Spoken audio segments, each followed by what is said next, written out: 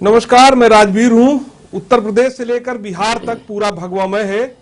इससे पहले कि हम आपको अपनी डिबेट में ले चलें, उत्तर प्रदेश के मुख्यमंत्री क्या कुछ कह रहे हैं, आइए सीधे आपको सुनाते हैं। उपचुनाव में भारतीय जनता पार्टी को यहां बड़ी जीत मिली है। 7 सीटों में से 6 सीटें भारतीय जनता पार्टी ने इस उपचुनाव में जीती है, जिस पर मुख्यमंत्री योगी आदित्यनाथ तमाम प्रदेशवासियों को बधाई दे रहे हैं। क्या कुछ कह रहे हैं, आइए सीधे आपको सुनाते हैं। हृदय से अपनी शुभकामनाएं भी देता हूं। बहुत बहुत धन्यवाद। मैं आग्रह करूंगा माननीय अपने संगठन महामंत्री जी से, माननीय प्रदेश अध्यक्ष जी हैं, बंसल जी हैं, और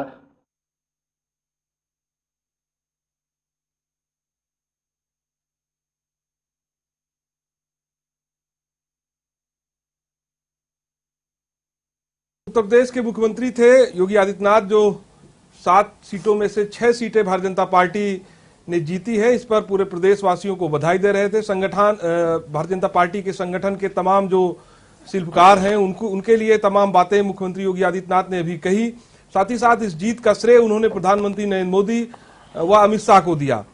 और लगातार जिस तरह से आप देख रहे हैं कि मुख्यमंत्री योगी आदित्यनाथ खुद 7 सीटों पर लगातार चुनाव प्रचार करते रहे, तमाम मतदाताओं से अपील की कि वो बढ़ चढ़कर वो हिस्सा लें इस चुनाव में। तो अब रिजल्ट आ गया है। लगभग सभी सीटों पर हार जीत का मामला तय हो गया है। हम सीधे रुक करेंगे अपने संवाददाता विद्याधर राय विद्यार्थी का, जो मल्हनी से हैं। क्योंकि ये एक ऐसी सीट है जो भारतीय जनता पार्टी जहां से जीत नहीं सकी है, यहां पर भारतीय जनता पार्टी तीसरे नंबर पे है। आखिर क्या कुछ रहा, ये सीट अपने आप में काफी इंटरेस्टिंग है। इंटरेस्टिंग मैं इसलिए कह रहा हूं कि ये पारसनाथ यादव जो समाजवादी पार्टी के नेता थे, कद्दावर नेता थे, उनके बेटे लकी यादव यहां से चुनाव लड़ रहे थे और भारतीय जनता पार्टी यहां पर तीसरे नंबर पर पहुंची है। सीधे विद्याधर राय विद्यार्थी के पास चलते हैं। विद्याधर जी, क्या आप मुझे सुन पा रहे हैं?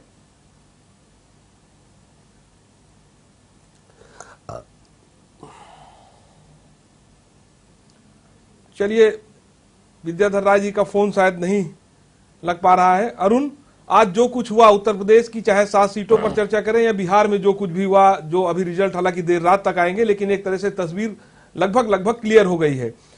क्योंकि उत्तर प्रदेश की 7 सीटों पर चुनाव था, 4 सीटों पर आपने भी अपने कैंडिडेट लड़ाए हैं यहाँ पर, और कई कारणों से 3 सीटों पर आपके जो कैंडिडेट थे उनका चुनाव निरस्त हो गया था।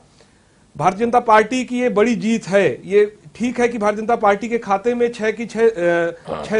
6 सीटें थी, 7 में से 6 सीटें भारतीय जनता पार्टी के पास थी, और उन्हीं 6 सीटों पर भारतीय जनता पार्टी ने रिपीट किया है। लेकिन जिस तरह से हम लोग लगातार ये चर्चा कर रहे थे, इससे पहले भी हम लोगों ने चर्चा की थी इस पूरे मुद्दे पे, कि ये चुनाव ठीक है कि एक सत्ता पक्ष का चुनाव होता है, लेकिन इस चुनाव से एक तस्वीर साफ होती है आम चुनावों की। तो आपको क्या लगता है कि जो तमाम मुद्दे थे कि उत्तर प्रदेश में महिलाओं पर अत्याचार हो रहा है, कानून व्यवस्था पूरी तरह से खराब है, तो इसका जवाब जनता ने दे दिया कि ऐसा कुछ नहीं है और जनता अभी भी भारतीय जनता पार्टी के साथ है। अरुण, देखिए राजवीर जी, जिस तरीके से आज का रिजल्ट आया है, जनता ने जो फैसला दिया है वो जनता के फैसले का हम स्वागत करते हैं। और जिस तरीके से जनता ने जनादेश दिया है, अभी ये उपचुनाव 7 विधानसभा सीटों पर हुआ है जी। और जब आम चुनाव को आप उठाकर देखते हैं और उपचुनाव को उठाकर देखते हैं तो उसमें बहुत अंतर आपको नजर आएगा। क्योंकि जब आम चुनाव होते हैं तो सारे कैंडिडेट अपने अलग अलग इलाकों में सारे काम करते हैं। जब उपचुनाव होते हैं तो सीमित इलाके में कार्यक्रम होते हैं और पूरी सरकार, जैसे क्या होता है, जैसे माननीय मुख्यमंत्री जी हैं, उनकी पूरी संगठन है, पूरी टीम लग जाती है उपचुनाव में। सरकार के चुनाव हो जाते हैं और सरकार के चुनाव में और जनता भ्रमित हो जाती है और सरकार के पक्ष में ज्यादा चुनाव जीतने का हो जाता है। जैसा कि मैं चुनाव को लेकर आपने इससे पहले भी और बड़ी बातें हाँ, मैं बता रहा हूं, क्या है, मैं आता हूं आपके पास। लेकिन हमारे साथ हमारे संवाददाता जौनपुर की मल्हनी सीट से, मल्हनी से हैं विद्याधर राय विद्यार्थी। विद्याधर जी, आज जो कुछ पूरा दिन हुआ, जिस तरह से बड़ी क्लोज फाइट रही वहां पर, चूंकि निर्दलीय प्रत्याशी धनंजय सिंह थे, बाहुबली नेता हैं, लेकिन समाजवादी पार्टी के लकी यादव वहां पर चुनाव जीत गए हैं। क्या कुछ रहा पूरे चुनाव को लेकर, अगर आप अपने शब्दों में बताएं कि इस चुनाव में कौन किस तरह से चढ़ाव उतार आया और किस तरह से, पहले आप देखिए तो धनंजय सिंह आगे चलते रहे, लेकिन बाद में लकी सिंह ने बाजी मार ली और यहाँ भारतीय जनता पार्टी तीसरे नंबर पर रही है। क्योंकि ये महत्वपूर्ण इसलिए है कि इकलौती एक ऐसी सीट है कि जहां न केवल भारतीय जनता पार्टी हारी है यहां, बल्कि तीसरे नंबर पर पहुंची है। विद्याधर जी, जी, आपको बता दें कि ये मल्हनी की जनता ने अपना फैसला सुना दिया है और समाजवादी पार्टी के लकी यादव के सर पे जीत का ताज पहना दिया है। अगर हम पूरे चुनाव पर नजर रखते हैं तो जहां तक कि शुरू के काउंटिंग शुरू होते ही मतगणना में 8 राउंड तक निर्दल प्रत्याशी के रूप में धनंजय सिंह बढ़त बनाए रहे, लेकिन उसके बाद परंपरागत ये सीट रही है और परंपरागत ढंग से आज गणना भी हुई है। उसी तरह से 8 राउंड तक लगातार धनंजय सिंह आगे रहते हैं, लेकिन उसके बाद ट्रेंड में समाजवादी पार्टी फिर भी आगे होती है और धनंजय सिंह पीछे होने लगते हैं। लेकिन निर्दल प्रत्याशी के तौर पर जिस तरह धनंजय सिंह ने कड़ी टक्कर दी है, यह अपने आप में एक खास बात है। भारतीय जनता पार्टी के प्रत्याशी को काफी पीछे ढकेल दिया उन्होंने। अच्छा, और यहाँ बिल्कुल नजदीकी विद्याधर, मुकाबला जो है ये जी। सीट चूंकि समाजवादी पार्टी की ही रही है, विद्याधर ये सीट समाजवादी पार्टी की ही रही है, लेकिन अगर हम आपसे संक्षिप्त में पूछना चाहें कि भारतीय जनता पार्टी की हार का सबसे बड़ा कारण यहाँ क्या था? क्या यहाँ के वोटर इमोशनली लकी यादव के साथ जुड़े थे, या फिर धनंजय सिंह एक बड़े फैक्टर थे, धनंजय सिंह की वजह से भारतीय जनता पार्टी मल्हनी का चुनाव नहीं जीत पाई? क्या वजह थी?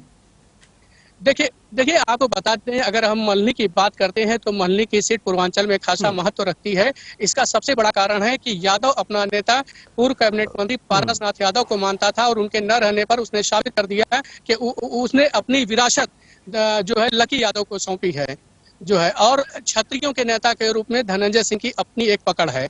तो यह कहीं न कहीं क्षत्रियों ने बहुत बहुत धन्यवाद आपका, आपने महत्वपूर्ण जानकारी हम दर्शकों से शेयर की, तमाम लोगों से शेयर की, पूरे पैनल से शेयर की। बहुत बहुत धन्यवाद आपका। चलिए, हमारे साथ पैनल जुड़ गया है, पूरा पैनल मौजूद है। हमारे साथ सुभाषपा के महासचिव अरुण राजभर हैं, दीपक सिंह जी हैं, कांग्रेस से एमएलसी हैं, और साथ ही साथ राजीव तरारा जी हैं, भारतीय जनता पार्टी के विधायक हैं। तो सबसे पहले राजीव तरारा जी, आपको बधाई, चूंकि आपका जो जिला है अमरोहा, वहां की भी सीट जो है नौगांव सदास से भारतीय जनता पार्टी जीत गई है। आप की जो स्ट्रेटजी थी भारतीय जनता पार्टी की, आपको क्या लगता है क्या वजह रही होगी भारतीय जनता पार्टी की जीत की, या एक बड़ा जवाब है विपक्ष को जो लगातार इस चुनाव में मुद्दा बनाता रहा, बेरोजगारी का, कानून व्यवस्था का, महिला अत्याचार का? तो ये विपक्ष के ये मुद्दे चले नहीं, आपका विकास चल गया क्या? जी जी बिल्कुल भाई साहब, जो पहली डिबेट थी जब उपचुनाव शुरू हो रहा था, अरुण जी भी साथ थे उस समय, और मैंने कहा था कि हमारी जो सारी सीटें हम इनको जीतेंगे, क्योंकि हम विकास के आधार पर चुनाव लड़ रहे हैं।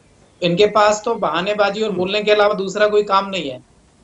प्रदेश और देश की जनता ने सारी पार्टियों को, महागठबंधन को नकार दिया है, और भारतीय जनता पार्टी के प्रति जो विश्वास है वो कायम है आज भी। इसका आपने देखा है कि बिहार में और उत्तर प्रदेश में जो हमारा उपचुनाव हुआ है, इन सारी सीटों को हम जीते हैं, और यहाँ पर एक बड़े अंतर से हम सारी सीटों को जीते हैं। तो इसके लिए मैं सभी अपने प्रदेश के कार्यकर्ताओं को और सभी जनता को मैं बहुत बहुत बधाई देता हूँ। बिहार की जनता को बहुत बधाई देता हूँ कि उन्होंने मोदी जी और हमारी सरकार है, नीतीश जी हैं वहाँ पर बिहार में मुख्यमंत्री, उत्तर प्रदेश में योगी जी के नेतृत्व में, योगी जी के नेतृत्व में जो हमारी सरकार चल रही बिहार से इसके मैं आता हूँ, राजीव जी आता हूँ, अभी योगी जी की प्रेस कॉन्फ्रेंस हुई, हम सब लोगों ने सुना, उस पर भी चर्चा करेंगे। दीपक जी, जो उत्तर प्रदेश से लेकर बिहार तक में जो कुछ देखने को मिला, उससे तो ये साफ हो गया कि जो आप लोग लगातार मुद्दे बनाते रहे, बेरोजगारी का, कानून व्यवस्था का, महिला सुरक्षा का, ये कोई मुद्दा इन चुनावों में नहीं चला। अगर चला होता तो शायद बिहार से लेकर उत्तर प्रदेश में भी कुछ कर पाते। बिहार में चलिए तब भी ठीक है, लेकिन उत्तर प्रदेश में क्या स्थिति रही कांग्रेस की हम सब जानते हैं। आखिर क्या वजह रही कि आपके तमाम नेता सड़कों पर उतरते हैं, हर तमाम मुद्दों को लेकर धरना प्रदर्शन करते हैं, आंदोलन करते हैं, लेकिन ये तमाम जो इस तरह के प्रदर्शन है वो लोगों को प्रभावित नहीं कर पाते हैं? आखिर क्या वजह मानते हैं इसकी? लेकिन अभी जहां तक उत्तर प्रदेश के उपचुनाव का सवाल है, ये पूरा देश जानता है उपचुनाव में सरकार को प्रभावित कर लेती है। कांग्रेस पार्टी ने उत्तर प्रदेश में विपक्ष के रूप में अकेले उस धर्म का निर्वहन किया है तो उत्तर प्रदेश की सबकी अन्य पार्टियों करना चाहिए तो नहीं करना चाहिए। हम हर मुद्दे पर चाहे कुछ नरसंहार रहा हो, जहाँ पर सुधार प्रियंका गांधी की गिरफ्तार किया गया, जहाँ उन्नाव रहा हो, चाहे अभी महिला का मामला रहा हो, हम लोगों के साथ रहे, हम कोविड भी लोगों के साथ रहे, अन्य विपक्षी पार्टियों के दफ्तरों में सारे थे, हम संघर्ष कर रहे थे, हम मदद भी कर रहे थे। अब 3 कारणों से हमें वो सफलता नहीं मिल सकती है जिसकी हमें उम्मीद थी कि पे हम फिर से विचार करेंगे। लेकिन एक चीज स्पष्ट है, देखिए बिहार में कभी भी कांग्रेस पार्टी, उसका गठबंधन, इस तरह से लोग कह रहे हैं कि अभी आधे से ज्यादा मतगणना बाकी है और अब देख रहे हैं जिस तरह से काम होते होते महागठबंधन तरफ सीटों का रुझान बढ़ता जा रहा है। वहां तो परिणाम अच्छे आएंगे जिसका अभी देश अभी उम्मीद करता है। और उत्तर प्रदेश ठीक है, बिहार के परिणाम का इंतजार अभी कर लेते हैं दीपक जी, लेकिन आप कांग्रेस को वहां भी जो उम्मीद थी, जिस तरह से एग्जिट पोल, तमाम एग्जिट पोल से जो उनका प्रेडिक्शन था वो फेल हो गया। लेकिन उत्तर प्रदेश में आप देखें तो उत्तर प्रदेश में जो वोट पड़े वो कहीं ना कहीं कांग्रेस के लिए एक बहुत अच्छे संकेत तो नहीं कहे जा सकते भविष्य के लिए भी। ठीक है कि उपचुनाव एक सत्ता पक्ष का चुनाव होता है, लेकिन ये तो आप मानते हैं कि जो तमाम आपकी मेहनत थी, तमाम पार्टी के नेताओं की मेहनत थी, लोगों ने आपकी मेहनत को नकार दिया, आप लोगों से कनेक्ट नहीं हो पाए। मान सकते हैं कि जब उत्तर प्रदेश के लोगों का जहां पर उपचुनाव था उन्हें पता था इस उपचुनाव से सरकार के अहंकारी रूप से कोई परिवर्तन नहीं हो सकता है, इन 7 सीटों से सरकार या विपक्ष का कोई लाभ हानि नहीं था, सरकार के मंत्रियों, सरकार के अधिकारियों और बहुत सारे लोगों ने खुलकर मतदान भी नहीं किया, लोग मतदान करने नहीं निकले। तो मुझे लगता है ये 2022 में ऐसे परिणाम नहीं आएंगे। हाँ, कांग्रेस पार्टी अगर जो हमें उम्मीदें थी अगर उसके हिसाब से वो नहीं मिले हैं, कांग्रेस पार्टी से इच्छा करेगी, आगे हम सुधार करने की कोशिश करेंगे किन कारणों से हमें अपेक्षा में मतदान नहीं हुआ है। और कांग्रेस पार्टी शुरू से बात कहती रही है, अगर हमें चुनाव लड़ना होता तो हम कोई ताकत लड़ते, हमारे नेता इसमें लड़ते, हमारी प्रभारी इसमें पार्टिसिपेट करती। हम 2022 के हिसाब से उत्तर प्रदेश में जारी कर रहे हैं, 2022 में बढ़िया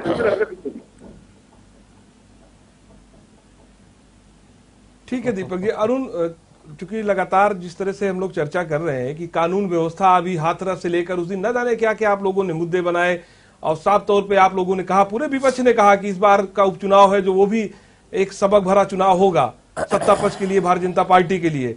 आप बिहार में देखिए तो बिहार की भी स्थिति वही रही, महागठबंधन की क्या स्थिति, हालांकि आप लोग महागठबंधन से अलग बना के एक नए गठबंधन के साथ आपने चुनाव लड़ा, लेकिन इससे नुकसान किसका हुआ? देखिए, हमने आपको उस दिन भी कहा था, उस समय माननीय विधायक जी भी थे, हमने कहा था यह उपचुनाव से उत्तर प्रदेश की 2022 के विधानसभा आम चुनाव पर बहुत ज्यादा इफेक्ट नहीं पड़ने वाला है। जनता मुद्दों पर बात कर रही थी और हम मुद्दों पर ही वोट मांग रहे थे। ऐसा नहीं है कि हम जाकर के दूसरे मुद्दे पर, जनता कानून व्यवस्था के नाम पर, बेहतरी शिक्षा के नाम पर, बेहतर स्वास्थ्य के नाम पर, बेहतर सड़क के नाम पर, बेहतर आवास, पेंशन, शौचालय, नाली, खड़ंजा, पुल पुलिया के नाम पर हम वोट मांगे और जनता ने मुझे समर्थन दिया। अच्छा, ये तो बड़ी अजीब बात है अरुण की अगर यही चुनाव अगर सत्ता पक्ष के खिलाफ चला जाता तो आप कहते हैं कि आपकी भाषा होती है यहाँ पे। देखिए ये एक झलक है 2022 की, लेकिन अगर आप चुनाव नहीं जीते तो अब आप ये बता रहे हैं कि इससे कोई 2022 के चुनाव, आम चुनाव का लेना देना नहीं है। पुराने डिबेट को भी अगर उठाकर देख लेंगे तो मैंने ये कभी नहीं कहा है कि इस उपचुनाव से, क्योंकि सत्ता पक्ष का चुनाव होता है और देश जानता है कि सरकार जिसकी होती है उपचुनाव उसी का होता है, क्योंकि सारी मशीनरी सरकार के हाथ में होती है। और उपचुनाव के बाद आम जब चुनाव होगा, अब जैसे मैं उपचुनाव में ही 20,000 वोट देवरिया में पाया, आप बताइए देवरिया में उपचुनाव में अगर हम 20,000 पा रहे हैं तो क्या आम चुनाव में ही 20,000 रहेगा?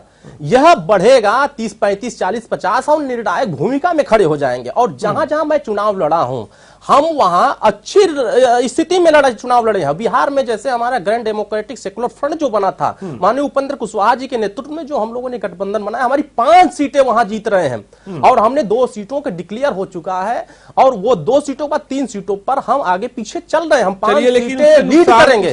और मैं यहाँ कांग्रेस पार्टी के नेता को मैं बताना चाहूंगा, राजीव जी के पास आएंगे, लेकिन उससे पहले कांग्रेस पार्टी के सवाल का जवाब एक दे दूं राजवीर जी। जैसा बिहार में कांग्रेस पार्टी दावा करती है उत्तर प्रदेश से लेकर पूरे देश भर में बवंडर मचाती है कि हम बहुत मजबूत है, प्रियंका जी हमारे साथ हैं, हमारे साथ राहुल जी हैं, धरातल पर आपके साथ कौन है ये मायने रखता है। आप मध्य प्रदेश धराशायी हो गए, आप बिहार में खत्म कर दिए आरजेडी को, आप उत्तर प्रदेश में खत्म कर दिए समाजवादी को। आप जिसके साथ जाते हो, क्योंकि आपके पास वोटे नहीं होता है और वोट जिसके साथ होता है उसको ये लोग समझ नहीं पाते हैं। और यही हालात है कि राष्ट्रीय पार्टियां क्षेत्रीय पार्टियों को परखने नहीं देती हैं और इन्हीं की वजह से ये धीरे-धीरे खत्म होते जा रहा है। इसका जवाब दीपक सिंह से लेंगे, कांग्रेस के एमएलसी हैं, वरिष्ठ नेता हैं, लेकिन उससे पहले लेकिन हमारे साथ परविंदर लोधी हमारे बुलंदशहर से संवाददाता जुड़े हुए हैं। परविंदर, भारतीय जनता पार्टी के लिए महत्वपूर्ण सीट थी बुलंदशहर की भी, वो इसलिए कि तमाम जाटों की नाराजगी सामने आई थी।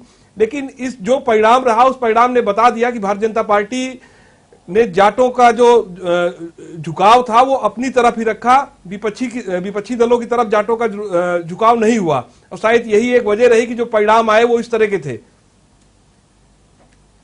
जी बिल्कुल राजवीर, देखिए मैं आपको बता दूं कि हाथरस कांड को लेकर जिस तरीके से कयास लगाए जा रहे थे कि जो जाट मतदाता है वो कन्वर्ट होकर वो रालोद को चला जाएगा, लेकिन वो बुलंदशहर में ऐसा देखने को नहीं मिला है।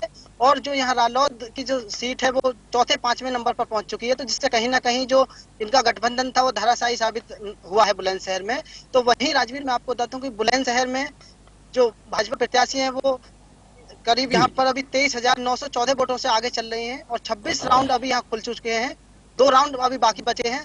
तो जो बसपा प्रत्याशी हैं हाजी यूनुस, वो मैदान को छोड़कर वापस चले गए। जाहिर सी बात है परविंदर, 2 राउंड बचे हैं, अगर इतने ज्यादा मार्जिन से भारतीय जनता पार्टी के प्रत्याशी आगे हैं तो एक तरह से जीत सुनिश्चित है, फॉर्मेलिटी रह गई है। लेकिन जो वहां जो धरातल पे परविंदर जो समीकरण थे, क्योंकि समाजवादी पार्टी ने वो सीट राष्ट्रीय लोकदल के लिए छोड़ी थी और तमाम अपने जो समाजवादी पार्टी के वोटर हैं उनसे अपील की थी, तो क्या ये वोट भी समाजवादी पार्टी के कैंडिडेट, समाजवादी पार्टी के जो वोट थे वो राष्ट्रीय लोकदल के कैंडिडेट को ट्रांसफर नहीं हो पाए? क्या वजह रही है? जी बिल्कुल राजवीर, देखिए सबसे बड़ा कारण यह है कि जो सपा का वोट बैंक था वो रालोद की तरफ कन्वर्ट नहीं हो पाया। इसके पीछे राजनीतिक कई मायने निकाले हैं। तो कई लोगों की से हमारी बात हुई है, उनका साफ तौर पर यही कहना है कि जो सपा का वोट बैंक था और इसके अलावा जो जाट वोट बैंक था वो रालोद पर पूरी तरीके से नहीं गया है, जिसकी वजह से जो यहाँ पर ये स्थिति रालोद जो गठबंधन था उसकी देखने को मिली है। तो इसके अलावा जो असपा है वो तीसरे नंबर पर लगातार अपनी पहुंच बनाई हुई है, जो बसपा प्रत्याशी की हार का बड़ा कारण बन रही है। राजवीर, चलिए परविंदर, जानकारी देने के लिए बहुत बहुत धन्यवाद। दीपक जी, लगातार हम आपसे चर्चा कर रहे हो, जिस तरह से अभी अरुण राजभर बता रहे थे कि जहां जहां पर भी कांग्रेस के साथ जिन भी पार्टियों ने गठबंधन किया उससे उन पार्टियों को नुकसान हुआ, क्योंकि इनका कहना है कि कांग्रेस का जो बेस वोट बैंक है वो क्या है, वो कौन सा वर्ग है जो कांग्रेस को वोट देता है। तो क्या बिहार में भी यही कुछ हुआ है क्या? जी, कांग्रेस को कितना भी नुकसान उठाना पड़े, कांग्रेस चुनाव जीतने के लिए मैदान में आती जरूर है, लेकिन कांग्रेस राजनीति का कंधा क्लियर नहीं खेले कि हमारे साथ कौन सी जातियां हैं, कौन सा धर्म है, कौन सा बिरादरी है। कांग्रेस पार्टी ये खेल नहीं खेलती, वो खेल जिनको अच्छा लगता हो उनको मुबारक हो। कांग्रेस पार्टी वसूलों सिद्धांतों के साथ चुनाव मैदान में होती है और कांग्रेस पार्टी उस चुनाव को लड़ती है। देखिए, भारतीय जनता पार्टी का सवाल है, भारतीय जनता पार्टी को जिस महिला ने चिन्मय जी पर आरोप लगाया था, इस उपचुनाव में उनके परिजनों ने भारतीय जनता पार्टी को मदद की है। तो भारतीय जनता पार्टी इतनी ताकतवर हो गई है, जिस महिला के साथ बच्ची के साथ दुराचार होता है, अगर उसके परिजन भाजपा की मदद कर देते हैं तब हम कुछ बोल नहीं सकते। हाँ, इतना जरूर कह सकते हैं कि जब उपचुनाव नहीं होंगे, जब भारतीय जनता पार्टी की सरकार नहीं होगी, तब उत्तर प्रदेश के लोगों का मन कुछ होगा, या अधिकारी जो निरंकुश हो गए, भारतीय जनता पार्टी के एजेंट की तरह काम कर रहे हैं, तब उत्तर प्रदेश में से काम नहीं कर पाएंगे। कांग्रेस पार्टी का जो सेवा भाव था, सेवा धर्म था, वो चलता रहेगा। कांग्रेस पार्टी जिस तरह से अंग्रेजों से लड़ी थी, आज भारतीय जनता पार्टी से अकेले लड़ रही है, वो आगे भी लड़ती रहेगी। जीत हार का फैसला चुनाव में आज है, जिनकी जीत हुई है जीत उनको मुबारक, लेकिन कांग्रेस पार्टी 2022 में दूसरी रणनीति से आएगी, सिर्फ चुनाव जीतने के लिए इसलिए आएगी। उत्तर प्रदेश को बेहाल और बदहाल किया गया है, उत्तर प्रदेश में विकास की रफ्तार थम गई है, बेरोजगारी के अवसर चरम पर है। नहीं, तो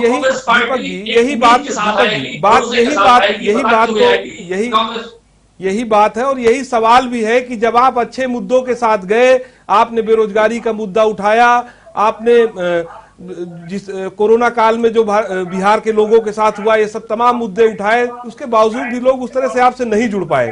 तो इसका मतलब तो साफ है कि कहीं ना कहीं आप अपना मैसेज पूरी तरह से कन्वे करने में, पूरी तरह से देने में असफल हुए। बिहार अभी दूर है, बिहार में भी एक टीवी स्क्रीन के सामने जो रिजल्ट डिस्प्ले हो रहे हैं, कांग्रेस पार्टी महागठबंधन 112 सीट पर आगे है, तो अभी वहां पर कुछ भी हो सकता है। उत्तर प्रदेश में उपचुनाव थे, यहाँ की बात कुछ और थी। बिहार में चुनाव आधी रात तक चलेंगे और वहां सुबह का रुझान कुछ था, दोपहर कुछ था और अभी कुछ हो गया है। वहां तो अभी परिणाम कुछ नहीं, और बात आएंगे, ये दीपक जी, भरोसा बात ये रखिए, हार जीत की वहां नहीं के है, लोग बात बदलाव एक प्रेडिक्शन मुद्रा की है, रखें। जिस तरह से आप इससे पहले भी कहते थे जी। जी। तो बदलाव क्यों नहीं हुआ फिर? जब बदलाव की मुद्रा में थे लोग तो बदलाव क्यों नहीं हुआ? क्या वजह मानते हैं आप? नहीं, बिहार में बदलाव होगा राजवीर जी, बिहार के लोग बदलाव की स्थिति में है, बिहार में बदलाव होगा। बिहार में जिस तरह से लोगों का जन समर्थन मिला है, भीड़ में उत्साह मिला है और वहां दिख भी रहा था, वो परिणाम में जरूर बदलेगा। अभी आधा वोट गिनती बाकी है, आधे वोट पे जो परिणाम आएंगे वो देख लीजिएगा। ठीक है, ठीक है दीपक जी, आते हैं आपके पास। अरुण, हम आपके पास भी आते हैं, आपसे सवाल लेते हैं। लेकिन राजीव जी, 7 सीटों, जो उपचुनाव, उत्तर प्रदेश की उपचुनाव में 7 सीटें थी, इन 6 सीटें भारतीय जनता पार्टी के पास पहले से थी, तो आपने कुछ एक्स्ट्रा यहां नहीं किया। लेकिन ये एक बड़ी बात है कि आप अपनी सीटों को, पूरी की पूरी सीटों को बचाने में सफल रहे। तो ये अगर एक प्रेडिक्शन किया जाए कि 2022 को लेकर अगर इस उपचुनाव को जोड़ के देखा जाए तो ऐसा भी नहीं है कि आपकी तरफ लोगों का रुझान ज्यादा बढ़ा है। ठीक है कि विपक्ष अगर तमाम मुद्दे विपक्ष उठाता रहा, विपक्ष के इन मुद्दों से लोग नहीं कनेक्ट कर पाए, तो आप भी कोई एक सीट एक्स्ट्रा जीते नहीं है। तो इसका मतलब यह है कि इस जो उपचुनाव को 2022 के होने वाले उपचुनाव से जोड़ के न देखा जाए। राजवीर जी, भाई साहब मैं पहले जवाब दे दूं। दीपक जी हमारे भाई साहब बोल रहे थे, देखिए कांग्रेस को देश की जनता बहुत अच्छे से समझ चुकी है, 60 वर्षों तक राज किया है और इन्होंने देश को एक तरह से चौपट कर दिया। हमारे माननीय प्रधानमंत्री जी ने जो देश के लिए काम किया आगे बढ़ाने के लिए, उन पर देश की जनता का विश्वास है और इन सब ने महागठबंधन करके देख लिया है। जनता ने उसको भी सबक सिखा दिया है। हमारे अभी उपचुनाव के पहले ये हल्ला काट रहे थे कि हम इस बार सारा तरह तरह के मुद्दे जाटों के लिए बोला गया। जाटों ने समाजवादी के शासनकाल में ये साथ ही थे सब लोग। जाटों का मुजफ्फरनगर दंगा देखा है, मुजफ्फरनगर दंगा देखा है, अकबरपुर चैधरी देखा है और उत्तर प्रदेश में यहाँ सैकड़ों की संख्या में सांप्रदायिक दंगे हुए। उन दंगों को समझते हैं हमारे जाट भाई, सारे किसान भाई और प्रदेश की जनता पूरी तरह से जानती है। योगी जी जन जन को ध्यान में रखते हुए अंत्योदय के लिए जो हमारा संकल्प है, अंत्योदय के लिए हमारे मोदी जी ने वही काम किया, अंत्योदय के लिए हमारे माननीय मुख्यमंत्री जी भी वही काम कर रहे हैं। तो ये राजीव जी ठीक है, आप चुनाव बेहतर तरीके से लड़े, परिणाम आपके पक्ष में रहे, ये ठीक बात है। लेकिन जो चीजें गलत है वो सही नहीं हो जाएंगी। अगर कानून व्यवस्था पे सवाल उठता रहा, अगर law and order Uttar Pradesh का खराब है तो इस पे सवाल उठेंगे। जी मैं जवाब देता हूँ आपको। ये महागठबंधन और सारे काम करके देख लिए, ये केवल बोलते हैं और महागठबंधन अभी पिछले लोकसभा चुनाव में भी हुआ है। प्रदेश की जनता ने इन सबको जवाब दे दिया है। प्रदेश की जनता माननीय मोदी जी पर, हमारे देश के आदरणीय प्रधानमंत्री जी पर, हमारे उत्तर प्रदेश के माननीय मुख्यमंत्री जी पर विश्वास करती है, इसलिए हम 64 सीटें जीते। अभी 6 सीट हमारी थी, हम जीते हैं और हमने अच्छा बिहार हो या उत्तर प्रदेश हो, पूरा विश्वास जनता के मन में कायम किया है, जनता के मन में जगह बनाई है हमारे योगी जी ने भी। और प्रत्येक व्यक्ति के लिए अभी डिबेट में आप ही के साथ अरुण जी ये कह रहे थे कि सड़क, नाली, खड़ंजा, स्कूल, शिक्षा, इस विषय में बात कर रहे थे और जनता ने इसका प्रमाण भी दे दिया उपचुनाव में। बड़े अंतर से हमारी ये नौगावा विधानसभा नहीं, वही सवाल वही है ना अरुण, इसका जवाब आप दो। लेकिन मैं एक बात कह दूं राजीव जी, ठीक है परिणाम आपके पक्ष में रहे, लेकिन जो चीजें, जो सवाल है वो तो रहेंगे, जो समस्या है वो चुनाव से सिर्फ समस्या है, सारी समस्याएं चुनाव से नहीं खत्म हो जाती, चुनाव के परिणाम से अच्छा काम कर रहा है और जनता के हित के लिए हमारी दोनों सरकारें काम कर रही है। अरुण, देखिए माननीय विधायक जी, आप जैसा कह रहे हैं, आपका कोई नया इसमें कुछ करामात नहीं है। आपने जो पहले जो आपका था वही आपका है, उसमें कोई नया अगर आप मल्हनी जीतते तो मुझे लगता है कि नहीं, आपका विकास कार्य कर रहा है और आपका विकास आपके काम आ रहा है। सच्चाई जो ये है, बिहार और उत्तर प्रदेश के चुनाव में, बिहार में महिलाओं का जो वोट था, मैं बता दूं राजवीर जी, वहां एक बहुत बड़ा वोट बैंक है और ये महिलाओं का जो वोट पोल होता है वो पुरुषों से कहीं ज्यादा पोल होता है। शराबबंदी बहुत बड़ा एजेंडा वहां सेट हो गया है, क्योंकि जो आरजेडी की सरकार या महागठबंधन की सरकार आने से यह कहा जा रहा था कि शराबबंदी बहाल हो जाएगी, जबकि सच्चाई यह है कि महिलाओं को यह आभास था कि अगर शराबबंदी बहाली होगी तो हमारे लिए यह बहुत ही खतरा साबित होगा। नंबर 2 बात यह है कि माननीय मोदी जी और माननीय योगी आदित्यनाथ जी यह कहते हैं कि एक देश एक चुनाव होगा। एक देश एक टैक्स होगा। जब एक देश एक चुनाव होने की बात होती है, एक देश एक टैक्स की बात होती है, तो फिर एक देश एक शिक्षा की बात माननीय प्रधानमंत्री जी क्यों नहीं करते हैं, माननीय योगी आदित्यनाथ जी क्यों नहीं करते हैं? अगर बिहार में आपकी एनडीए की सरकार बन रही है, वहां अगर शराब बंद है, तो सुहेलदेव भारतीय समाज पार्टी अब बार बार मांग करती रही सरकार में रहने के बाद भी, सरकार से बाहर आने के बाद भी, कि उत्तर प्रदेश में शराब बंद करो। आप उत्तर प्रदेश में जो गरीब के बच्चे टेबल बेंच नहीं पाए हैं, जो टाट पे बैठ के पढ़ने के लिए हैं, मैं इनसे दोबारा भी मिलूंगा 2022 में, ऐसा नहीं है, लेकिन 2022 में सुहेलदेव भारतीय समाज पार्टी माननीय ओम प्रकाश राजभरी धरातल पर काम करते हैं। जैसा बीजेपी कहती मैं बूथ स्तर पर काम करके जीत हासिल कर रहा हूं, मैं विकास करके काम कर रहा हूं, तो मैं भी विकास देखता हूं धरातल पर जाकर के। और बिहार में और उत्तर प्रदेश में दो फासले आएंगे 2022 में। माननीय ओम प्रकाश राजभरी, सुहेलदेव भारतीय समाज पार्टी जिस ओर जाएंगे, सरकार उसकी बनेगी। जी से करेंगे। दीपक जी, उत्तर प्रदेश के उपचुनाव के परिणामों को अगर हम देखते हैं, तो क्या आपको लगता नहीं कि आपको कुछ और, कांग्रेस को कुछ नई रणनीति के साथ चुनाव में आना पड़ेगा? क्योंकि इसके पहले आप गठबंधन से भी चुनाव लड़ चुके हैं, इस बार आपने किसी से गठबंधन नहीं किया, बिना गठबंधन के आप लोग चुनाव लड़े, लेकिन परिणाम क्या रहे ये हम सबके सामने है। अब तो जो रणनीति है, क्या 2022 में कांग्रेस किसी नई रणनीति के साथ आएगी? जिस तरह से बिहार में महागठबंधन आप लोगों ने किया, क्या उत्तर प्रदेश में भी जो छोटे दल हैं या जो भी पार्टियां हैं, क्या कुछ गठबंधन के साथ आप चुनाव लड़ सकते हैं? क्योंकि ये सवाल इसलिए महत्वपूर्ण है कि इस परिणाम को देखते हुए ये जरूर आपको लगता होगा कि किसी और नई रणनीति के साथ ही चुनाव में शायद आया जाए।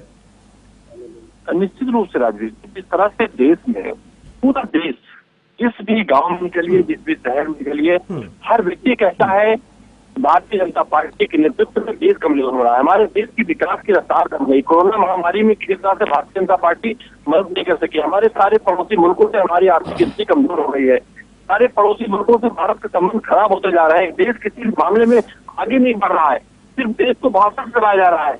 अगर उसके बाद भी भारतीय जनता पार्टी जीत रही है, अगर हम उनको कहीं से हम हरा नहीं पा रहे हैं, तो कहीं न कहीं समीक्षा करने की जरूरत है।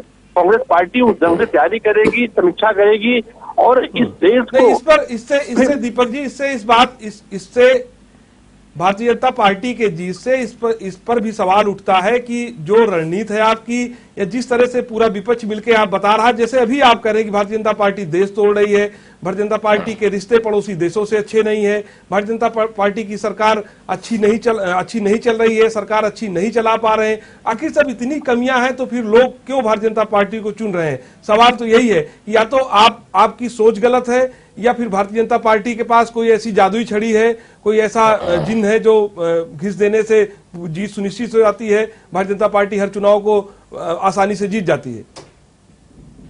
नहीं, निश्चित रूप से राजवीर जी, कुछ तो करना पड़ेगा। हमको लगता है कि देश में जिस ढंग से भारतीय जनता पार्टी चुनाव के इवेंट के माध्यम से लेकर पूरे 5 साल तक देश की और प्रदेश की जनता को गुमराह करती रहती है। भेजा है, आया है।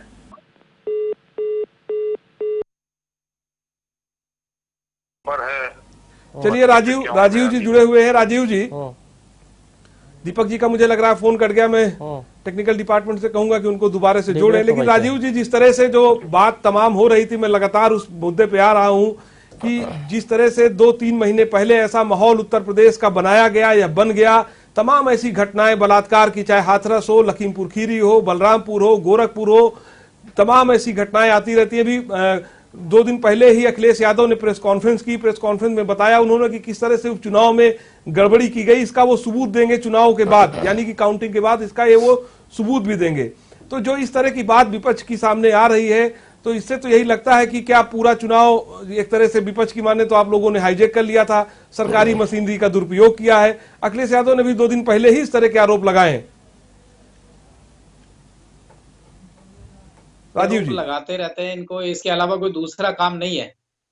आरोप प्रत्यारोप के अलावा दूसरा कोई काम नहीं है। पहले से ये सब आरोप प्रत्यारोप लगाते आ रहे हैं, ये पब्लिक है, सब जानती है, और सब कुछ कांग्रेस को भी देखा है, समाजवादी को भी देखा है, और सारी पार्टियों को जनता देख चुकी है। और योगी जी जो काम कर रहे हैं उस पर मोहर लगाई है, और इसका परिणाम अभी उपचुनाव में भी देख लिया है, और आने वाले 22 में भी देखने को मिल जाएगा। जनता पूरी तरह से समझ चुकी है कि कौन देश के लिए काम कर रहा है, कौन समाज के लिए काम कर रहा है, कौन जो अंतिम छोर पर रहने वाला व्यक्ति है। अभी अरुण जी बोल रहे थे शिक्षा के विषय में, मैं आपको बताना चाहता हूं कि 3.5 वर्ष में शिक्षा के क्षेत्र में बड़े परिवर्तन हुए हैं। आप प्राइमरी स्कूल में देखने जाइए, नामांकन की संख्या बढ़ी है। अभी देश के लिए बात कर रहे थे हमारे कांग्रेस के मित्रों के भारतीय जनता पार्टी देश तोड़ने के लिए शिक्षा के लिए ये बात अरुण ये बात कर रहे थे कि जैसे एक देश एक संविधान की बात भारतीय जनता पार्टी करती है, तो एक देश एक शिक्षा की भी बात होनी चाहिए। ये मुद्दा ठीक है, मुझे लगता है राजीव जी, इस पे आप सोचिए कि चाहे कोई भी देश क्यों ना हो, ठीक जो आतंकवाद को बढ़ावा देने वाले हैं उनको सबक सिखाने का काम माननीय विधायक जी आपको यह कहना चाह रहा हूँ, और ये निरंतर आगे करती रहेगी। आप हमको प्राथमिक विद्यालय से लेकर के उच्च माध्यमिक विद्यालय तक पहुंचा दिए, लेकिन आप अपने ही विधानसभा के किसी भी गांव प्राथमिक विद्यालय पर नहीं जाते हैं, जैसा आपकी बातों से ऐसा महसूस होता है। प्रत्येक को, जबकि आप अपने विधानसभा के किसी भी प्राइमरी विद्यालय पर आते हैं आपके पास भारतीय जनता पार्टी के एक और विधायक नागेंद्र सिंह जी भी जुड़ गए हैं। राजीव जी आते हैं आपके पास, राजीव जी आते हैं। राजवीर जी भाई साहब, नागेंद्र जी लगातार उपचुनाव में, इससे पहले भी हम लोग बहस कर रहे थे, डिबेट कर रहे थे, चर्चा कर रहे थे उसमें जी। राजीव जी आते हैं आपके पास। राजीव जी, आपके एक और साथी विधायक जुड़ गए हैं, नागेंद्र सिंह जी हैं। नागेंद्र जी, जो परिणाम आए इसके पहले भी आपने शायद कुछ ऐसे ही बताया था, जो आपका प्रोडिक्शन था कुछ ऐसे ही था, लेकिन फिर भी आपने 7 की 7 सीटें कही थी। 7 की 7 सीट तो नहीं जीते आप, लेकिन जो आपके पास थी जितनी सीटें, उतनी सीट बचाने में आप कामयाब रहे। नागेंद्र जी। राजवीर जी, मैंने आपसे पहले कहा था, उस दिन पैनल पे दीपक सिंह थे और ये अरुण राजभर जी भी थे। हमने कहा ये लोगों का एक ही काम आज भी वही लोग हैं, इसीलिए महत्वपूर्ण था कि जो 2 दिन पहले जो लोग चर्चा में थे, जो प्रोडक्शन था, आज भी वो लोग बैठे और सुने कि किसने क्या क्या कहा था। जी मैंने कहा था आपसे कि मुझे विश्वास है अपने नेतृत्व जी बोलिए। मुझे विश्वास है संगठन की शक्ति पर। संगठन ने जो अपनी सक्रियता बूथों पर रखी है, उसका ही परिणाम होगा कि हम सभी सीटें जीतेंगे। यद्यपि कहीं कुछ थोड़ी सी हमें लगता है कि हमारी शिथिलता रही होगी, नहीं हम 7 सीटें जीतते, लेकिन हमारी जो सीटें थी उन्हें हम बचाने में बरकरार रहे। बेईमानी करके जीते हैं सब। समाजवादी पार्टी के पैनल नहीं है, कांग्रेस वाले बड़े दम भर रहे थे बुलंदशहर के ऊपर। क्या हुआ? हर जगह बेईमानी किए हैं सारे मीडिया वाले, सब अधिकारियों की ये कह रहे हैं कि बेईमानी करके सारे अधिकारियों को अपना बैठा करके विपक्षियों को हटा दिए हैं, तभी जीते हैं। हाँ, जनता भी देख रही है कि बिहार में अभी तस्वीर साफ नहीं हुई। ठीक बात है कि आप बढ़त बनाए हुए हैं, आगे हैं आप। आपको नहीं मालूम था कि एसएसबी ईवीएम खराब देखिए, ये प्रेडिक्शन होता है, ये प्रेडिक्शन आप भी देखिए, ये प्रेडिक्शन है और ये प्रेडिक्शन आप लोग भी करते हैं, और अक्सर होता है कि जो एग्जिट पोल होते हैं लगभग वैसे ही नतीजे आते हैं। पूछना चाहता हूँ मैं माननीय विधायक राठौर जी से पूछना चाहता हूँ, ये दोनों भाजपा के विधायक बैठे हुए हैं, मैं दोनों लोगों से पूछना चाहता हूँ कि 4.25 साल आपने सरकार में विधायक पद पर बैठे। सुनिए, अरुण राजभर का सवाल है, आप सुन लीजिए नागेंद्र जी, आपके लिए। उत्तर प्रदेश में आप जनता के हित में आप हमेशा फैसला सुनाते हैं और कहते हैं कि हमको जनता फैसला सुना रही है, और 4.25 साल में आप अपने विधायक विधानसभा में विधायक के हैसियत से उत्तर प्रदेश के जिस विधानसभा से आप आ रहे हैं, उसके प्राथमिक विद्यालय में आपने क्या टेबल बेंच और ब्लैक बोर्ड की व्यवस्था आज तक आपने करा पाया क्या? जो माननीय प्रधानमंत्री माननीय योगी आदित्यनाथ का सोच आप बताते हैं बराबर, सबका साथ सबका विकास का, एक देश एक टैक्स की बात तो आपके देश के सारे लोग करते हैं, लेकिन एक देश एक शिक्षा जब सुहेलदेव भारतीय समाज पार्टी करती है तो आप सबका साथ सबका विकास करने लगते हैं। तो क्या इससे आप सहमत नहीं है क्या कि एक देश एक शिक्षा होना चाहिए? एक देश एक शिक्षा के समर्थक है कि नहीं है आप? क्या उत्तर प्रदेश में शराबबंदी के समर्थक है कि नहीं है आप? अरुण सुनिए, विधायक जी कह रहे हैं, वो आमंत्रित कर रहे हैं आपको जी। आप आइए, मैं आपको स्कूलों की दिशा दिखाऊंगा। देखिए, आपका परंपरागत सीटें थी जो आप जीते हैं, इतना मत उत्सुकता में हो जाइए उत्साहित कि 2022 में आप सरकार बना लेंगे। जिस हालात में आप चुनाव जीते हैं, बेईमानी करके जीते हैं, आप अधिकारी सेट करके जीते हैं, हर सीटों पर आप बेईमानी करके जीते हैं। उत्तर प्रदेश की जनता ने तो जनादेश दूसरे पक्ष में दिया होगा, बेईमानी कर लिए। चैलेंज अरे करता हूं कि विकास आपने पर चर्चा 2014 में कीजिए। देखा है विकास किसकी की सरकार थी योजनाओं उत्तर पर प्रदेश चर्चा में? कीजिए। माननीय मुख्यमंत्री 2014 में किसकी सरकार थी उत्तर प्रदेश में? समाजवादी की। 2014 में आपका पूरा तूफान था हम लोगों ने 73 सीटें विधायक जी। जीती 2014 में तूफान था, आंधी था, भूकंप था, तो 2017 में हमको अपने साथ ले लिए, इसलिए कि भूकंप खत्म हो गया था। अच्छा, हमने दीपक सरकार जी, बनवा दिया, तो अब कह रहे हैं कि फिर ठीक से है, सुनामी आ नागेंद्र जी आते हैं जाएगा। आपके पास, आते हैं। दीपक जी, इससे पहले अखिलेश यादव ने प्रेस कॉन्फ्रेंस के दौरान ये बात कही कि जो आज अरुण कह रहे हैं, ये बात उन्होंने कही कि इस उपचुनाव में सरकार ने बहुत धांधली कराई है, उनके पास कुछ वीडियोस भी हैं। लेकिन सवाल उस समय हम लोगों ने भी उनसे पूछा था कि अगर आपके पास वीडियोस हैं तो सार्वजनिक क्यों नहीं करते, अगर आपके पास कोई सबूत है ऐसा तो आप क्यों नहीं देते। तो क्या आपको भी लगता है क्या कि इस उपचुनाव में कुछ गड़बड़ हुआ है? तो अरे लाठी तो ही राजा, अब कहाँ से बात बनेगी? अधिकारी भी नहीं के सारी व्यवस्था उनकी, कहाँ से न्याय मिलेगा भैया? ये सब बेईमानी करके जीत रहे हैं तो बहुत उत्साहित हो रहे हैं उत्तर प्रदेश की जनता। नागेंद्र सिंह जी, मेरा सवाल ये है कि इसके पहले जिस तरह से माननीय योगी जी ने बेईमानी में ही अरे क्या बेईमानी कर दिए माननीय विधायक जी, जरा बता दीजिए। हमने तो एक शिक्षा एक देश की बात किया तो बेईमानी हो गया। हमने पूरे उत्तर प्रदेश में शराबबंदी की बात किया तो बेईमानी हो गया। हमने उत्तर प्रदेश को 4 भागों में बांटने का फैसला किया, पूर्वांचल, पश्चिमांचल, मध्यांचल, रुहेलखंड, तो ये बेईमानी हो गया। हम गरीबों को निःशुल्क शिक्षा की बात कर दिए तो बेईमानी हो गया। हम तकनीकी शिक्षा की बात कर दिए तो बेईमानी हो गया। हम किसानों को मुफ्त बिजली की बात कर दिया तो क्या ये बेईमानी हो गया?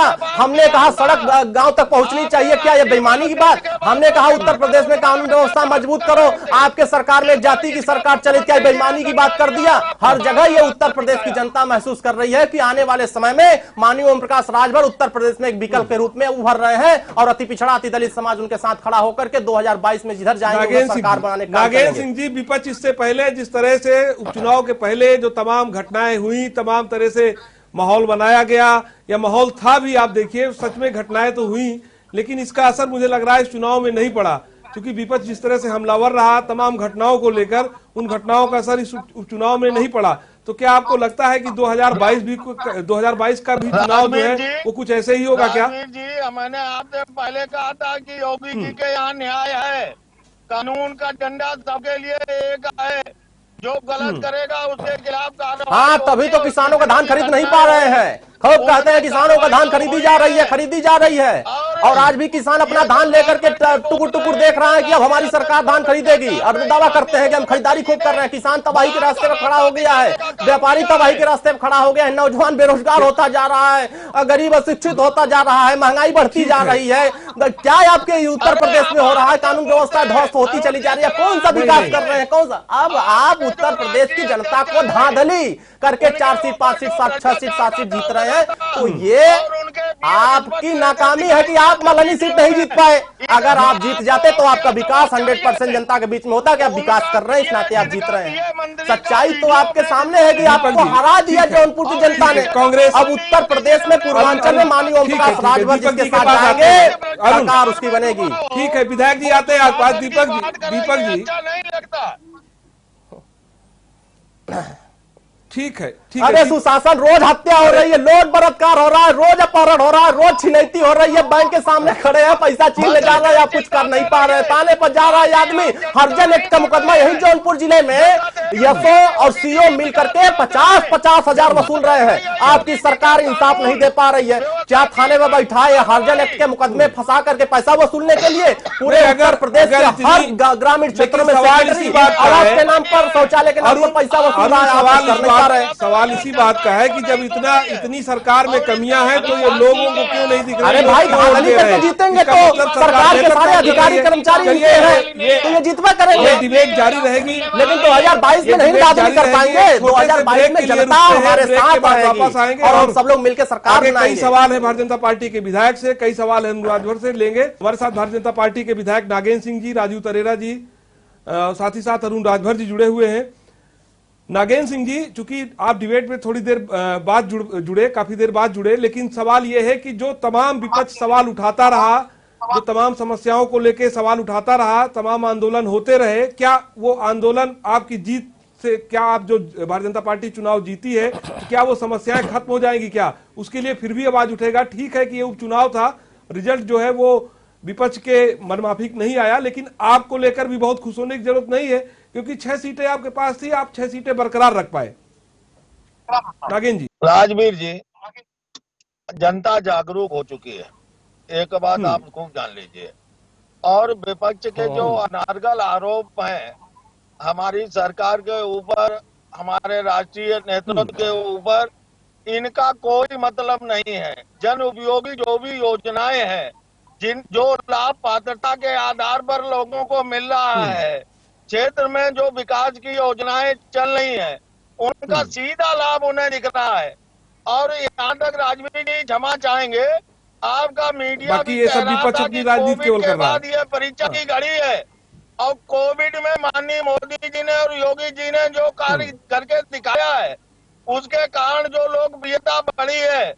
इसलिए इन सबके जो अनर्गल आरोप है उनका वो भरोसा नहीं कर रही है, और ना ही इनकी बातों पर भरोसा तो हो ठीक है, रहा है इसका अरुण, जनता ये को। जो इसलिए जनता क्या हम भारतीय लोग जनता विकास पार्टी की बात के करते हैं तो सबका अनर्गल आपको विकास, लगता सबका है? विकास, सबके इसीलिए विश्वास पर कार्य इसीलिए कर कहा रही है। जाता है जिसकी लाठी उसकी भैंस। आपकी सरकार, आपके अधिकारी, आपकी अब तो व्यवस्था, यही कहोगे। और आप लूट करके अरे आप अब जो तो है यही वो कहोगे, बूथ को जिसकी जबरदस्ती लाठी उसकी अधिकारियों भैंस। से अपने पक्ष में अगर फैसला कभी करा लेंगे तो आपको इसको मत सीटें कहिए मिल मैं जीत जाती लिया हूं।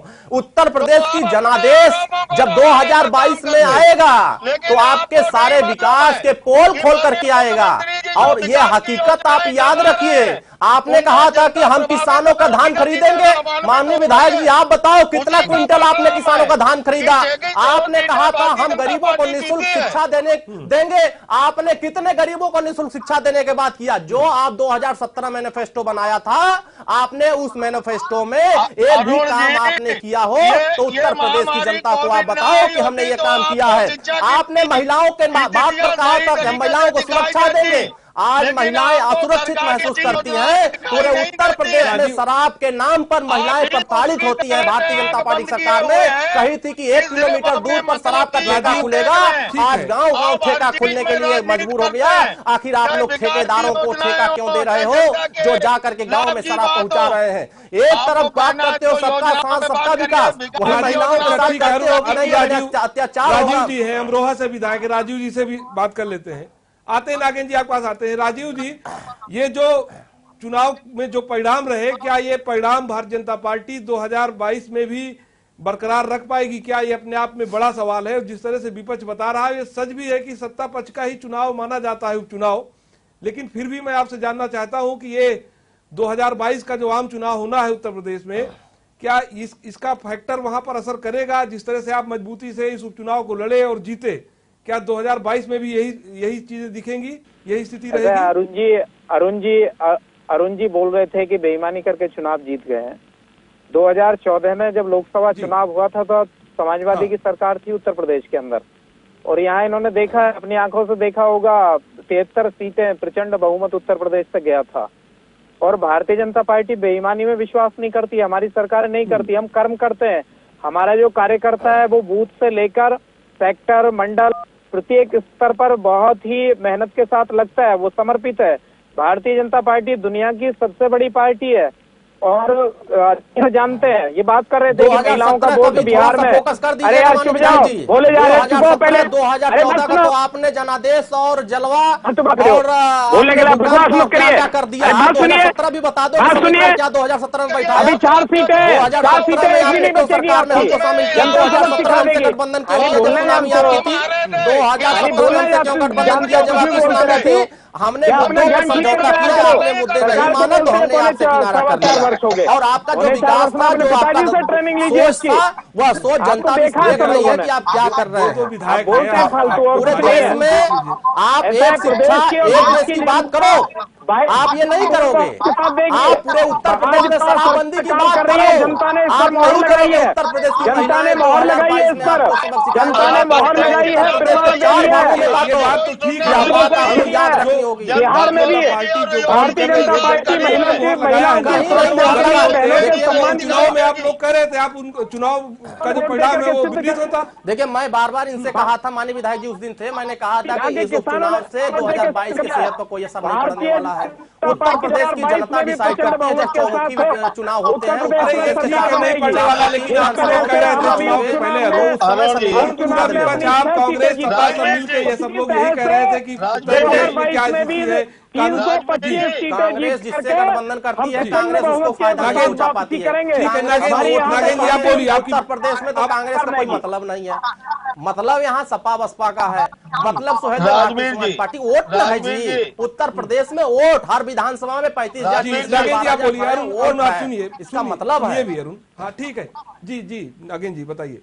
राजवीर जी, बोलिए नागेंद्र जी। आरोप लगा रहे हैं सरकार पर जी। अगर इनसे ये पूछिए, जब हम फूलपुर और गोरखपुर लोकसभा उपचुनाव हारे थे तब क्या हमारी सरकार नहीं थी? अगर हम बेईमानी में भरोसा रखते होते, सत्ता का प्रयोग करते होते, तो क्या वो सीटें हार जाते? अरे हम जनता जनार्दन पे भरोसा करते हैं, हमें विश्वास है अपने नेतृत्व पर, हमें विश्वास है अपने संगठन के कार्यकर्ताओं पर, हमें विश्वास है बूथ स्तर पर, हमारा बूथ सबसे मजबूत।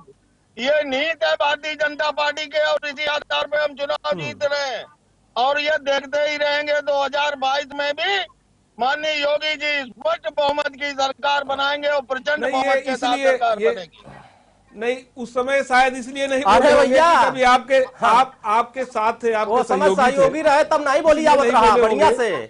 उस समय 2017 में मैं आपका सहयोगी था और सहयोगी होने के नाते पूर्वांचल में आपको मैंने वोट दिलाया, इसका आपका शीर्ष नेतृत्व ने स्वीकार किया। और आप अभी आप उठा कर देखो देवरिया सीट, आप देवरिया उठा कर देख लो, आप जो जीते हो आप वहां समाजवादी कांग्रेस के न लड़ने की वजह से, समाजवादी कांग्रेस बसपा के न लड़ने की वजह से, कमजोर हालात में लड़ने की एक जाति के प्रत्याशी खड़ा करने की वजह से हमने पिंटू सिंह को लड़ाया था, 20,000 वोट हासिल किया। अगर यही 20,000 वोट हम दूसरे आपके साथ खड़े करते तो आप मजे का वोट से जीत जाते। पिछली बार भी इतने वोट से जीते थे, कौन सा तीर मार लिए, बहुत ज्यादा वोट पा लिए। उत्तर प्रदेश की जनता जो आपने वादा किया है आप उस वादे को नहीं कर पा रहे हैं, जनता ये देख रही है। और आप पुरानी सीटें जो आपके भाई सहानुभूति, आपके विधायक मरे हुए थे, अब वो उनकी सहानुभूति अलग है। ठीक है नागेंद्र जी, नागेंद्र जी बिहार में भी जो परिणाम है उस पर भी थोड़ी चर्चा कर ले। बिहार में जो महागठबंधन और एनडीए आमने सामने है, हालांकि अभी परिणाम आने में थोड़ा सा, पूरी तरह का परिणाम आने में, अंतिम परिणाम आने में भी थोड़ा वक्त है, लेकिन वहां भी मामला बहुत ज्यादा अंतर का नहीं है। ऐसा नहीं है कि मामला 17 और 20 का है, मामला वहां अभी भी 18-20 का चल रहा है। क्योंकि हालांकि प्रोडिक्शन जो था मीडिया का भी था, आपने सही कहा, ये मीडिया का भी एक जो एग्जिट पोल था, ये माना जा रहा था कि महागठबंधन वहां पर एनडीए पर हावी होगा, लेकिन ये तस्वीरें वहां नहीं दिखी। तो आपको क्या लगता है कि भारतीय जनता पार्टी का जो लहर थी वो उत्तर प्रदेश से लेकर बिहार तक बरकरार है और आगे भी रहेगी, या फिर जो स्ट्रेटजी है भारतीय जनता पार्टी की वो कहीं ना कहीं बदलने की जरूरत है? वहाँ एनडीए की ही सरकार बनेगी और माननीय योगी जी और मोदी जी ने जो वहाँ प्रचार किया है, जनता ने उनकी बातों पे भरोसा किया है और इसको मीडिया आंक नहीं पाई, इसलिए महागठबंधन का पल्ला भारी बताती रही। आप काउंटिंग पूरी होने दीजिए, एनडीए की स्पष्ट बहुमत की खड़ा हो गया माननीय विधायक जी, नहीं तो आपको भी समझ में आ जाता है। नागेंद्र जी, वहाँ लोगों को समझ में नहीं आया। धन्यवाद राजीव तरारा जी, आपका बहुत धन्यवाद। अरुण जी आपका बहुत धन्यवाद। चूंकि उत्तर प्रदेश के जो उपचुनाव थे 7 सीटों के, उसके परिणाम जैसे मैंने बताया डिबेट के पहले कि लगभग आ चुके हैं। बिहार में जो कुछ हो रहा है वो भी बहुत क्लोज मामला है, लेकिन एक बात तो तय है कि इन चुनावों को लेकर जो तमाम विपक्ष उत्तर प्रदेश में सत्ता पक्ष पर हावी हो रहा था, ठीक है कि ये उपचुनाव सत्ता पक्ष का होता है, सरकारी मशीनरी के दुरुपयोग की जिस तरह विपक्ष आरोप लगा रहा है वो भी बात सही हो सकती है, लेकिन इससे एक बात का तो अंदाजा लगता है कि जो आने वाला 2022 का चुनाव है वो विपक्ष के लिए इतना आसान तो नहीं है। भारतीय जनता पार्टी लगातार जो काम कर रही है उसका काम लोगों ने वोट में भरोसा दिलाकर, भरोसा देकर दिखाया भी। तो कोशिश यही है कि जो 2022 का चुनाव होगा वो बेहतर होगा और इस जीत के लिए भारतीय जनता पार्टी को बधाई भी दी जा सकती है। हालांकि विपक्ष ने भी अच्छा काम किया। नमस्कार।